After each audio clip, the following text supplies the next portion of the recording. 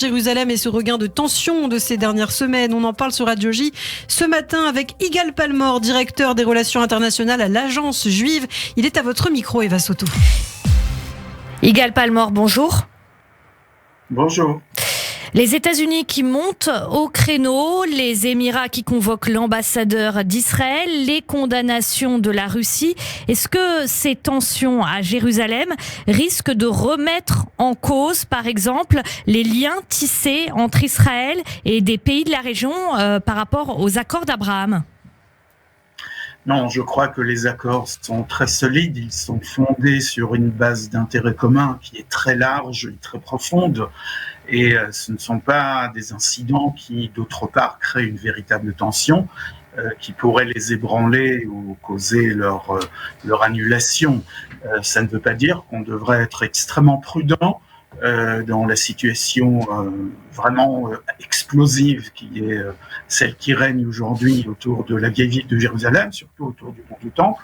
Il faut rester très prudent et surtout, j'attends des autorités israéliennes, évidemment, qu'ils coordonnent leurs opérations, surtout les opérations de sécurité, avec nos nouveaux et nos anciens amis, c'est-à-dire la Jordanie, qui dispose d'un statut spécial sur le mont du Temple, d'après ce que prévoit justement l'accord de paix israélo-jordanien, et puis les Émirats arabes unis et d'autres pays qui pourraient être intéressés. Quant aux avertissements russes, c'est une autre histoire, ça n'a rien à voir avec ce qui se passe véritablement sur le terrain à Jérusalem, ça a tout à voir avec ce qui se passe en Ukraine, mais c'est vraiment une autre histoire, un autre dossier, on laisse ça de côté pour le moment. Igal Palmore, fermer l'accès au mont du Temple aux Juifs, est-ce la bonne réponse à apporter aux émeutiers et aux terroristes après ces dernières semaines où les attentats ont repris ? Bien, je crois qu'il faut d'abord éviter des dérapages et éviter des incidents qui sont irréparables. Et dans une c'est quoi des incidents ? Excusez-moi, c'est quoi des incidents irréparables ? Bien, des incidents irréparables, c'est des incidents qui entraînent une mort d'homme. Il faut surtout éviter ça à tout prix et de tous les côtés, n'est-ce pas ? Il faut éviter que le sang soit versé sur le mont du Temple. Et donc, pour calmer la situation, s'il faut limiter l'accès de Juifs sur ce site pendant quelques jours, des jours de très haute tension, puisque nous approchons la fin du Ramadan, eh bien, ça sera fait comme cela l'a été fait. D'ailleurs, l'année dernière, l'année précédente, ce n'est pas une mesure qui innove quoi que ce soit, ça a toujours été fait. La ferveur religieuse monte vers la fin du Ramadan et il n'y a aucune raison de mettre de l'huile sur le feu, surtout lorsque nous savons que les provocateurs ne manquent pas non plus du côté juif, et il faut bien le reconnaître. Donc séparer les deux parties pendant que la situation est particulièrement volatile et explosive, et puis essayer de calmer le jeu après. Vous parlez de provocateurs du côté juif. Est-ce que vous classeriez du côté des provocateurs du côté juif ces militants de droite qui veulent faire une marche au flambeau à Jérusalem ? On ne sait pas encore si la police a accepté ou pas. Oui, tout à fait. Ce n'est pas un événement traditionnel, ça n'a pas été prévu à l'avance, ça n'a rien à voir avec les festivités de Pessah. C'est juste une initiative qui s'est improvisée alors que la tension monte très fort et on se demande quelle pourrait être la motivation d'organiser ce genre de marche au flambeau. C'est comme mettre un doigt dans l'œil des habitants de la vieille ville. Il n'y a aucune motivation religieuse, nationale, aucune justification à cette initiative. La police l'a bien compris et il faut laisser à la police le soin de faire son travail, c'est-à-dire d'assurer la sécurité sans ajouter des initiatives très malvenues.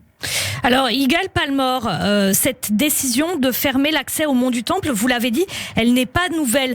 Pour comprendre un peu comment ça se passe, ce type de décision, qui la prend en général ? On a vu, il y a des implications diplomatiques. Donc, est-ce que c'est l'échelon politique qui en est à l'initiative ou plutôt militaire et sécuritaire et après, c'est le reste qui suit ? Normalement, c'est l'échelon professionnel sécuritaire, les forces de l'ordre, c'est-à-dire la police. C'est la police qui décide si la situation est sous contrôle, si certaines opérations peuvent être maintenues, disons l'arrivée de touristes, juifs ou non juifs, parce qu'il faut comprendre qu'il n'y a pas de sélection de juifs, il y a simplement une réalité imposée par le Waqf, c'est-à-dire l'autorité religieuse musulmane qui gère le mont du Temple, et elle impose l'entrée de non-musulmans par une seule voie. Ça s'appelle la porte des Mughrabi, et les touristes, qu'ils soient juifs ou non juifs, pour autant qu'ils soient non musulmans, ne peuvent accéder au mont du Temple que par cette voie unique. Et donc, si les autorités de sécurité, c'est-à-dire surtout la police, parfois aussi le Shin Bet, ça dépend de la situation, si ces autorités-là considèrent d'un point de vue purement professionnel que la situation est trop dangereuse, eh bien, la porte des Mughrabi est fermée, il n'y a pas d'accès aux non-musulmans. S'ils considèrent que après la situation est parfaitement sous contrôle, il n'y a aucun problème pour les touristes d'y monter. Et de respecter les règles, évidemment, du lieu, puisqu'il s'agit d'un lieu saint. Après, il y a aussi des pressions diplomatiques, c'est clair, mais tout repose d'abord et avant tout sur des considérations d'ordre sécuritaire et du maintien de l'ordre. Alors, Yigal Palmore, il y a le volet sécuritaire et puis il y a aussi le volet politique, puisque ces tensions à Jérusalem ont suscité des échanges de tweets entre l'ancien Premier ministre Binyamin Netanyahou, qui grosso modo accuse Naftali Bennett de ne pas être assez ferme avec les terroristes, et Naftali Bennett qui affirme réparer les erreurs de son prédécesseur. Qu'est-ce que vous pensez de ce type d'échange à ce moment précis ? Et je pense que ce sont des échanges qui n'ont rien de particulier. Ils ont commencé bien avant les événements de Pâques et du Ramadan. Ils ont pris une forme un peu différente dans d'autres circonstances, mais ce sont des échanges auxquels on pourrait s'attendre entre chefs d'opposition et chefs de gouvernement. Ils n'ont rien de particulier, ce sont des accusations réciproques qu'on a entendues dans le passé, qu'on entend maintenant adaptées aux circonstances actuelles et qu'on entendra à l'avenir également selon l'évolution des événements et selon les dossiers. Il n'y a absolument rien de remarquable dans cet échange d'accusations.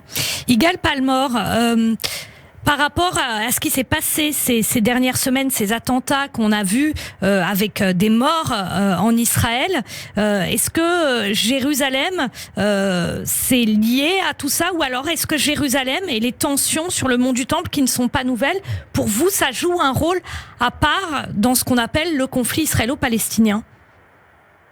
Ça joue un rôle à part, c'est certain. C'est une ville dont je ne dois pas expliquer l'importance historique, culturelle et religieuse aux auditeurs de Radio J. Les attentats qui ont eu lieu ces dernières semaines n'ont rien à voir avec Jérusalem. On a vu d'ailleurs qu'ils n'étaient pas forcément liés entre eux. Il y a eu un peu de tout parmi les terroristes, des Israéliens, des Arabes israéliens, des Arabes palestiniens, des affiliés à Daesh, quelqu'un qui était plutôt affilié au Fatah, des gens affiliés proches du Fatah, aucune organisation derrière. C'est une toute autre logique de terrorisme qui avait prévalu au cours de ces attentats et aussi des attentats déjoués ces derniers jours. Jérusalem, c'est une autre histoire. C'est vraiment un baril de poudre qui revient chaque fois que les circonstances religieuses ou politiques s'y prêtent. Pendant la fête du Ramadan, le mois du Ramadan, évidemment, la ferveur religieuse chez les musulmans est accrue, et chez les extrémistes, elle prend la forme d'une plus grande motivation pour susciter des violences. Après, il y a Pessah, évidemment, pour les Juifs, une fête à l'occasion de laquelle il y a un très grand rassemblement devant le Kotel pour le Birkat Kohanim, la bénédiction des Kohanim, bien sûr. Et quand on mélange tout ça dans une ambiance qui est déjà assez, je dirais, assez tendue à cause justement des attentats, eh bien, on peut s'attendre à ce genre d'incident, à ce genre d'émeute.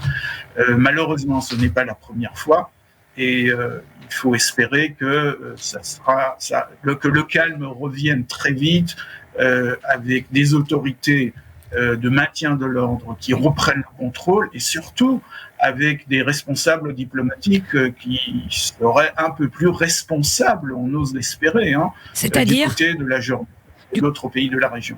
C'est-à-dire plus responsables du côté de la Jordanie et d'autres pays de la région, vous voulez dire quoi exactement, concrètement? Il nous reste une minute en plus. Oui, alors je dirais que le discours du Premier ministre jordanien qui avait félicité les lanceurs de pierres au mont du Temple était extrêmement décevant et certainement pas de nature à calmer le jeu et à aider à ramener le calme sur le terrain. Merci beaucoup Igal Palmore d'avoir été en direct avec nous sur Radio J, directeur des relations internationales à l'Agence juive. Bonne journée à vous, merci.